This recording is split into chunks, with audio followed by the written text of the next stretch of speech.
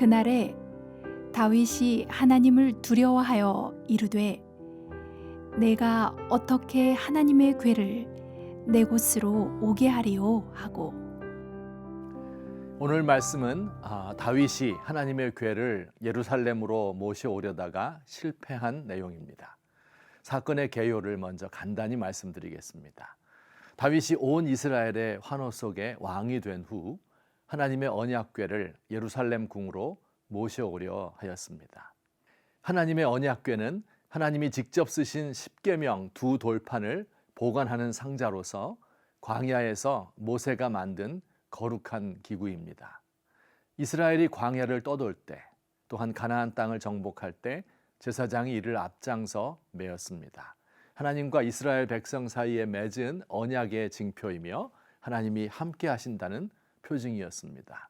사울 왕 때는 언약궤가 거의 방치 상태에 있었는데 신앙의 사람 다윗은 수소문 끝에 이를 발견하여 예루살렘으로 모셔오려 한 것입니다.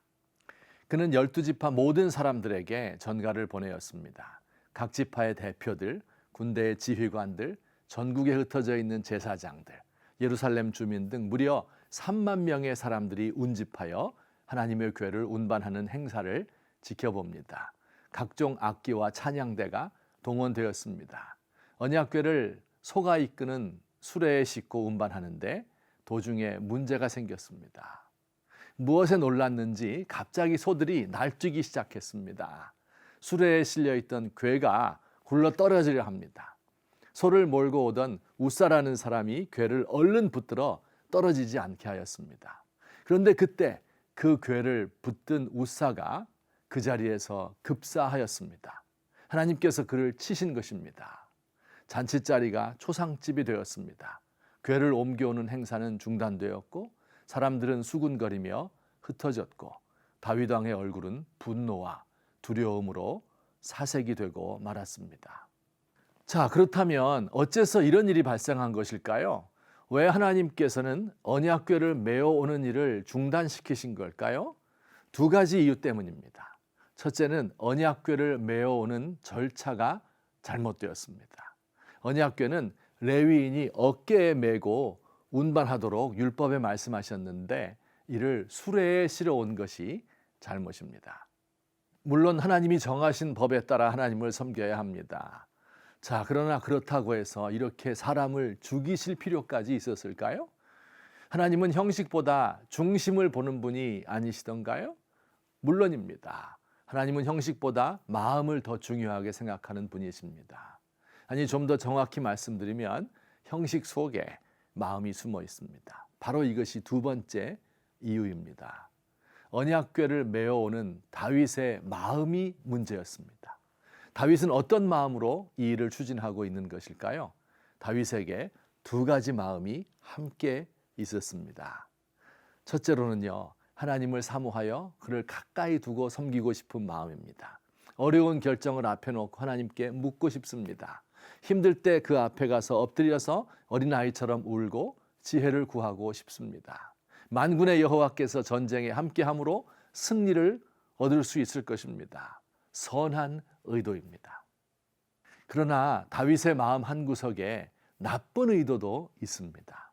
자신의 정치적 유익을 위하여 하나님의 궤를 이용하려는 마음입니다. 보십시오. 자신의 궁궐에 자기 바로 곁에 하나님의 궤를 둔다는 것은 자신이 바로 하나님의 대리인으로서 이스라엘을 통치한다 하는 것을 사람들에게 알리는 정치적 행위입니다. 이렇게 함으로써 그의 위상이 강화되고 자신의 정권에 종교적 정당성이 부여되고 자신의 말이 모두 하나님의 말처럼 보이는 효과가 있습니다. 하나님께서는 다윗의 이런 악한 마음을 아시고 이를 만천하에 드러내신 것입니다. 얼마 전 미국 전 대통령 도널드 트럼프는 자신을 반대하는 시위가 일어나자 백악관에서 가까운 세인트 존스 교회에 가서 성경책을 끼고 사진을 찍은 적이 있습니다. 지지자들에게 하나님이 자신의 편이라는 사실을 보여주려 한 것입니다. 자신의 정치적 행위를 정당화하기 위하여 하나님을 이용한 하나의 사례입니다. 하나님은 속임을 당하는 분이 아닙니다. 우리의 마음을 아시고 그 마음을 들추어 내는 분입니다. 우리의 선행 속에 감추어진 하나님을 나의 목적에 이용하려는 마음을 알고 계십니다.